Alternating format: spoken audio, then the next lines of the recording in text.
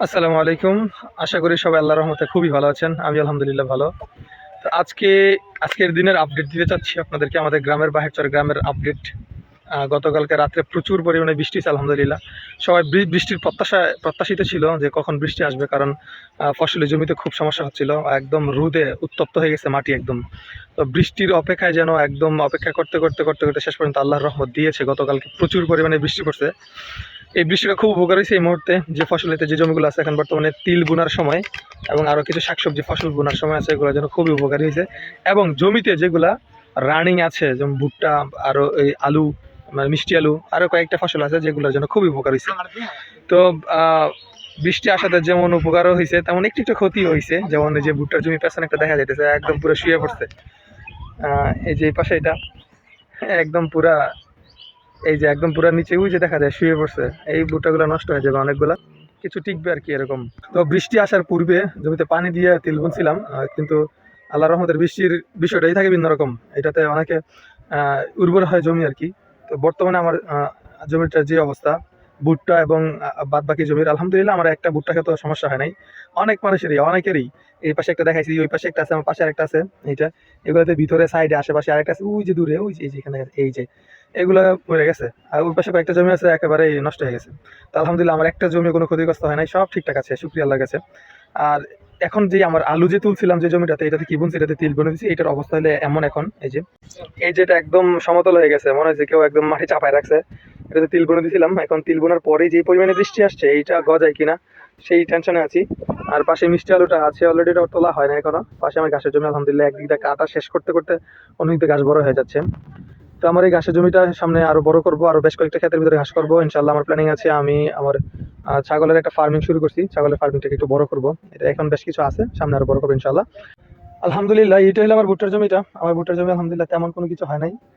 এইখানে দেখা যাচ্ছে দুই তিনটা গাছ খালি নিচে, মনে হয় যে এগুলো ছাগলে নষ্ট করছে। ভুট্টার ছড়ি ধীরে ধীরে বড় হচ্ছে, পরিপক্ক হচ্ছে, বেশ কিছুদিনের ভিতরে চলে আসবে, বেশি সময় লাগবে না। এই যে এইটা আরেকটা জমি, যেটা একদম এই যে সাইডের অংশগুলো ছাড়া প্রায় প্রত্যেকটা জায়গায় এই মাথা থেকে মাথা পড়ে গেছে। সামনে আরেকটা আছে, এই যে এইটাও অনেকটা জায়গায় পড়ে গেছে। এগুলো মূলত মাটির মাটির গোড়ায় মাটি অল্প থাকলে কিংবা জোর কম থাকলে সহজে পড়ে যায়।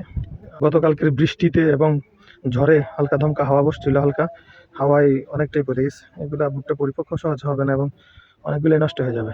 এই জমিটার সামনের যে আরেকটা জমি আছে, এই জমিটার এই অংশটাও অনেকটা পড়ে গেছে, অনেকেরই ক্ষতিগ্রস্ত হয়ে গেছে।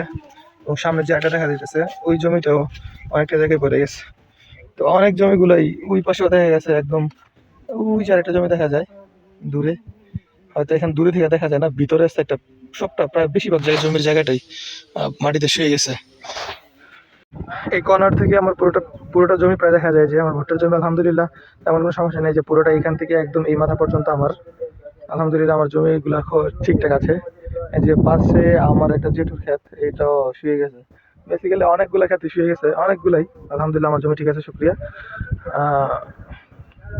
বৃষ্টি কখনো কখনো মানুষের উপকার করে, আবার কখনো কখনো একটু ক্ষতিগ্রস্ত করে, আল্লাহ বুঝাই দেয় আর কি।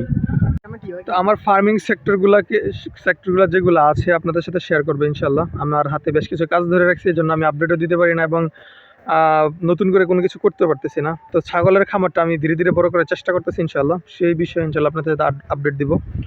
আপডেট এই জন্যই দিই যে কিছু মানুষ দেখে স্বাচ্ছন্দ্য বোধ করে এবং গ্রামের বাহিরে দূর দূরান্তে অনেক মানুষ আছে যারা গ্রামের পরিস্থিতি, গ্রামের বর্তমান সময়ে সম্পর্কে জানতে পারে এবং খুব ভালো লাগে তাদের কাছে, যেটা আমিও ফিল করতাম যখন আমি গ্রামের বাইরে ছিলাম। এই জন্য আমি বুঝি যে তারাও ফিল করে অবশ্যই। তো এবং খামার সেক্টরটাতে কি হালত, এখন কি অবস্থা, সেই বিষয়ে আপনাদের সাথে শেয়ার করবো এবং আপনাদেরকে জানাবো যে খামারে আসলে কি লাভ নাকি লস, না কীভাবে করলে ভালো হয়, কীভাবে করলে মানুষ ক্ষতির সম্মুখীন হয় ইনশাল্লাহ। তো আজকে এ পর্যন্তই আপনাদের সাথে শেয়ার করব, পরবর্তী ভিডিওতে ভিন্ন কিছু নিয়ে ইনশাল্লাহ। ততক্ষণ পর্যন্ত ভালো থাকুন, আল্লাহ হাফিজ, আসসালামু আলাইকুম।